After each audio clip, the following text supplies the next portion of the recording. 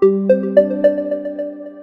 evening, everyone, and welcome to the latest in the series of webinars. Tonight, Danielle Macklin will be speaking to us about how to develop lesson activities with dual purpose.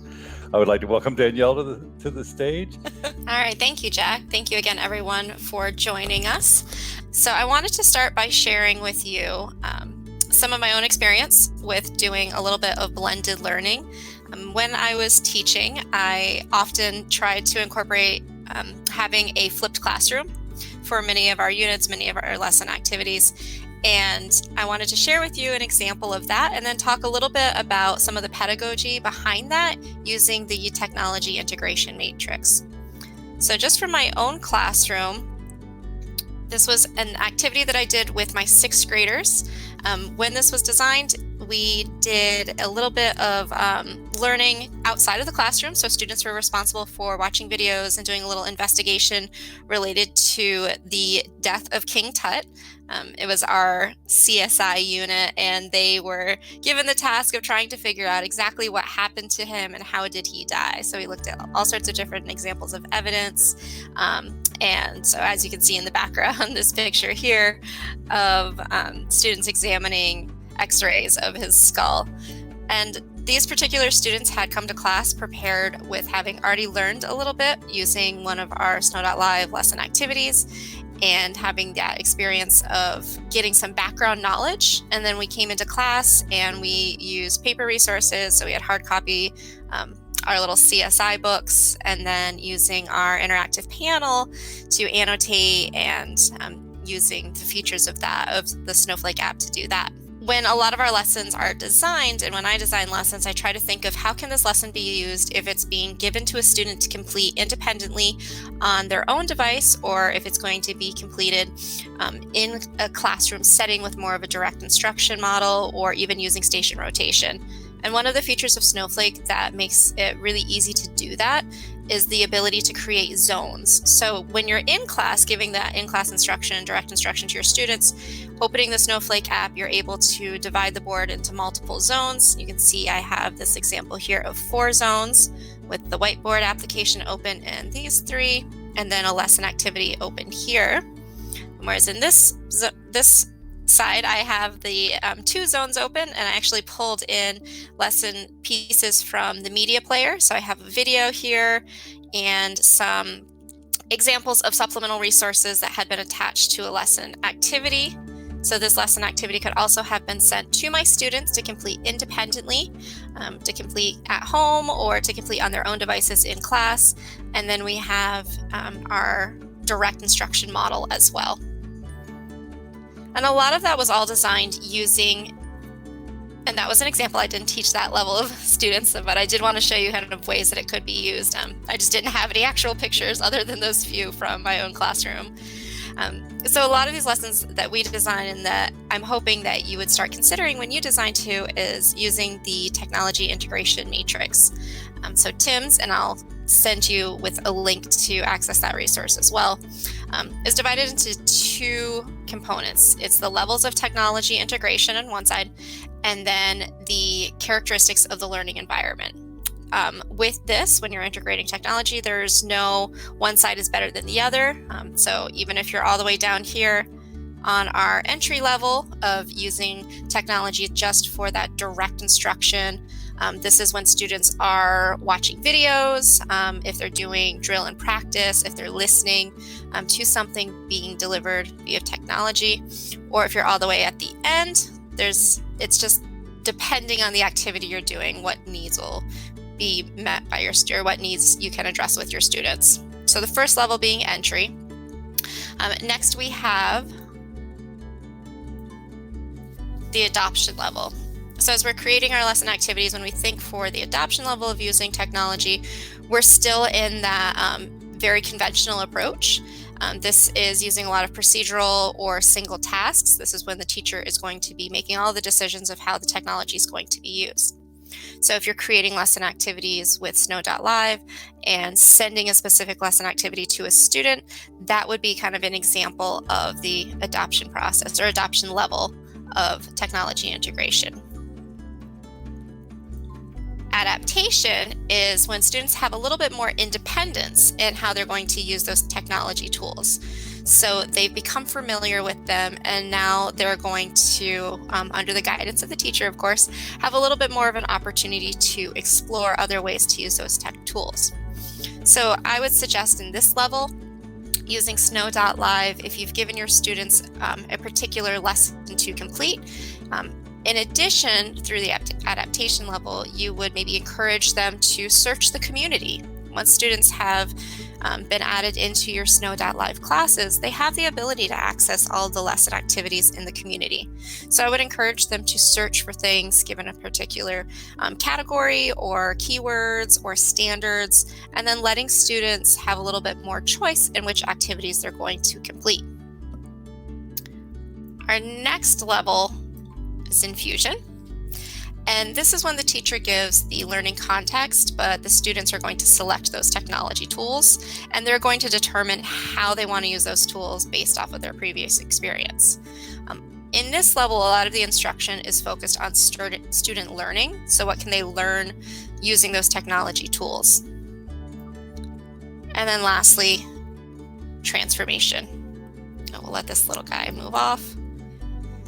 In the transformation level, students are using technology very flexibly to achieve a specific learning outcome. So one really great way to do this with your students is using our lesson activity templates and providing them with a task in which they have to take one of the templates and solve a problem, or add research components to it, or using it as a way to demonstrate their knowledge and their understanding of a particular concept or content that you've given them. This is really great for that higher order thinking. So it really puts students in the driver's seat. As a teacher, you're more of that guide and mentor, and the students are taking technology. So in this case, taking these Snow.Live lesson activities and making it into something that's going to be very self-directed to achieve a very particular specific learning goal. So this is just the levels of technology. So for example, when I say students taking one of the lesson templates, it would be sending students this maybe model, and then telling them, okay, you're going to come up with a timeline of particular events related to maybe World War II. And then students would find the information to include into those squares to timeline that particular event, or find different elements or chemicals and their position on a pH scale. So then students would find, okay, what is acidic, what is basic, and add those to this particular thing. So they're using the tool that you've given them, but they're the ones who are going to really take hold of what's going into that. And with that TIMS model, there's also the characteristics of the learning environment. So as you're incorporating those different levels of technology of how you're going to deliver it, is it going to be that entry level of just direct instruction and students are watching, or is it going to be all the way toward transformation where they're the creators? So with that, you can also consider the characteristics of your learning environment. What are you actually doing within your classroom, and what do you want students to achieve? We're going to start with the active characteristic. This is when students are engaged. They're not passively just receiving the information. They're part of the discovery, the process. They're applying it to their own learning. The next characteristic would be a collaborative learning environment. In collaborative spaces, students are using technology together, and they're working with teams, with groups, rather than working individually. If you have upper level students or students who can receive outside email, you can actually create your own groups in Snow.Live and then add students into that space, and then students can contribute lesson activities that they've created into that workspace, and then all students in that group would have access to that. Next, we have constructive. And again, this is very learner-centered on the use of tech tools to connect new information to their prior learning. So this would be great too if you're using one of the list features where you're having the sequence of lessons build upon one another. That type of learning environment would be really great if you're in a constructive learning environment. And then next we have authentic. So authentic is when you make those links to the real world, as we call it, so anything beyond the classroom setting. This would be if you're teaching a particular math concept, maybe you're teaching percentages. Making it authentic would be teaching students how to calculate sales tax, or how to figure out how much something might cost if it's marked as 30% off. So you're making it so that it is applicable to their actual lives. And then the last type of learning environment is one that is goal-directed. And in a goal-directed learning environment, you're going to see that you're using technology not just in the process of completing the assignments, but also as a reflective and evaluative piece for students to process their own learning, to set their own goals, to plan, to monitor their progress. And since many of our lesson activity templates are designed to be very open-ended, where you can have kind of just responses and discussion questions, those would be really great tools to help students begin thinking about their own learning. So that was a very quick overview of incorporating this technology integration matrix. As you can see, this is the big PDF of that, of the different levels and the different characteristics and the places where you have that overlap and what it would look like in your classroom setting. So with that said, let's talk a little bit about how you can use some of the Snow.Live lesson activities in both a remote learning model or in your direct instruction in the classroom. So I know that I've given you a lot. I've definitely talked a lot about this. So if at any point you have questions, please go ahead and send those off to Jack in the chat, and he will relay them to me. While we're waiting for that, I'm going to pull up a couple different lesson examples. So this is a lesson I pulled from the community. So this is adding and subtracting rational numbers. And I'm going to show the edit option first, and then we'll play the lesson. So the great thing too with the community, and I know I always say this, is you're able to go in and change any of the lessons that exist in the community and make them your own, make them personalized for your students. So if you do need to provide differentiation or scaffolded or extension activities, you have that ability with a lot of the lesson activities that have already been created, especially the lesson activities created by the NUITEQ team. And since we work really hard, we're all educators, we have that background in pedagogy to try and make sure our lessons are up to a really high standard. All right, so this particular lesson is the Einstein template. This one is set up to be for just one student. But if you were doing this in a classroom setting, you can actually go all the way up to 4 different players. So in your classroom, you can take the same lesson activity. You can have students complete it independently on their own devices at home, or as part of maybe a station in your own class, or in that kind of flipped learning environment. And then you can have them also complete it within the class with multiplayers. So in this case, you can see we have these 4 different spaces. With this one, they drag, it's too slow. Students would drag the tile into their box. This would be awesome to do too if you had your board as a tabletop. They get points if it's correct, lose points if it is incorrect. So you can have that little level of competition between your students all within the classroom. So this lesson activity, I'm going to go back to manage content. This lesson activity also includes a YouTube video. So, and when I hit play, I'll show where that begins. So if you're doing this for a remote learning model, in all of our lesson templates, you have the ability to incorporate videos. So these could be videos that you've made. I know a lot of districts, especially with everything kind of being where it is now, have been doing remote learning and doing a lot of teachers being responsible for creating their own videos of instruction. So you could upload any of the videos you create to a YouTube channel. You can still keep that YouTube channel private so that only students who have the link, so only those in this lesson activity, would be able to see the video. And then in that video, you can provide them with the direct instruction of what skills do they need to master in order to be able to complete the particular lesson activity. So I'm going to go ahead and show you this one. If it goes a little slow, it might just be a really long video. I can't remember the amount of time. And whenever I'm running the platform for the webinars, it tends to eat up a lot of my bandwidth. So you can see, and I just muted this for a second. So students would then watch this particular video, and the video would teach them the mathematical skills that they would need in order to complete the actual lesson activity. The great thing with this too is when you have those videos in, now you saw I was able to fast forward, which your students could also do. But I also have the ability to pause. So as these are going through, my students could be then taking notes and writing down this information as it's going. So let me get to the next part. So this video would go on to about 4 minutes.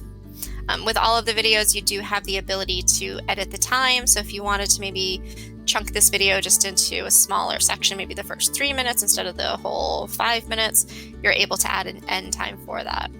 So students would watch the video, which I think I've paused it, and then would be able to play the lesson activity.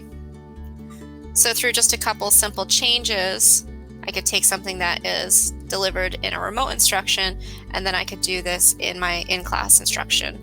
So if I were doing maybe a flipped class model, I might have my students watch the video for homework, and then we would in class perhaps complete the lesson activity together. So another example, I'm going to go back to my lesson activities. So here is another example, and this one comes with a little bit of extra material. So this lesson activity is about parts of a plant. It's going to start with a short video identifying the parts of a plant.